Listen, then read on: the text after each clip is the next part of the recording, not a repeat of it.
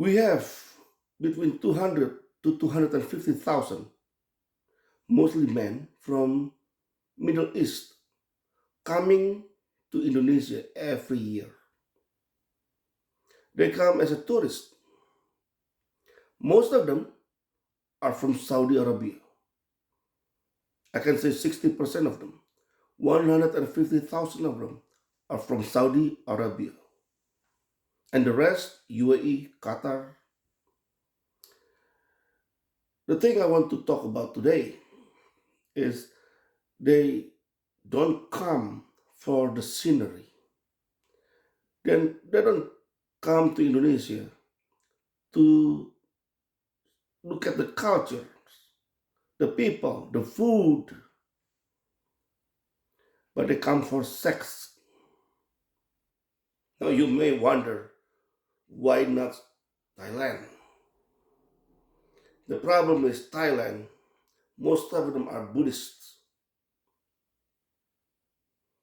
For the Saudis or the Middle Eastern men, it is more it's it's making more sense to come to Indonesia because most of the people there are Muslims, especially the area they go to. They go to an area called Puncak in West Java. Now, I have to remind you, West Java is the second most fanatical Muslim province in Indonesia after Aceh. The second is West Java. For example, these fanatics, they hate churches, the building. So in Cilegon, one of the town, they the Christians there, like hundreds of thousands of Christians, do not have a single church because every time they wanted to build a church, the Muslims go out on the street demonstrating against the building of the church. They don't want to see a church built in that area. However, the problem is the hypocrisy shows. Why? In that same province, halal sex is everywhere. So many stores have the sign written in Arabic, even though most of them they don't speak Arabic. Maybe they speak a very limited Arabic, but they don't speak Arabic well. They don't speak Arabic fluently. But you will see if you go to the area, you will see stores and restaurants left and right, all in Arabic. Why? Because hundreds of thousands of tourists from Middle East who speak Arabic come again, not for the food, not for the culture, not for the scenery, for sex. They marry the locals. And they do have middlemen. The taxi drivers are the middlemen. While the taxi driver pick up someone from Saudi Arabia or from Qatar, from UAE, they will right away will be offered to marry someone. The middleman will make money. The so-called imams, quote unquote imams, who marry them will get money, will make money. Can you believe? People making money in Puncak, in one area, in huge area in West Java, Indonesia, because of the sex tourism.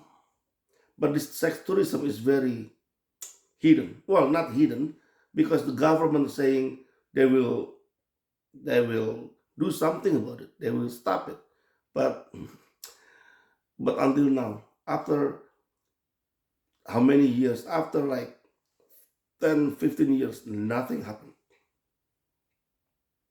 It's all still the same. Sex tourism is rampage in Indonesia.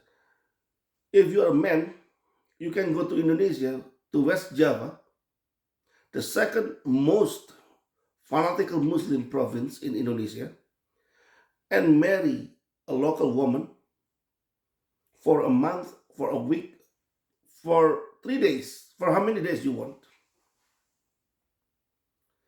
For a month, you can marry them for $1,000. $1,000. That's all. Not even $1,000. Actually, I'm just actually it's only like maybe 850, almost $900, and then you can marry that person for a month,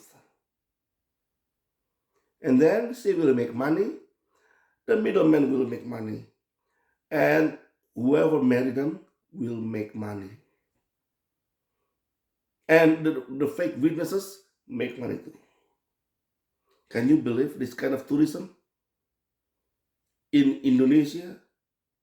They say Indonesia is the most populous Muslim country in the world. But then again, a lot of weird stuff is going on in Indonesia. People don't know. People outside Indonesia, they don't know. But this kind of stuff happening.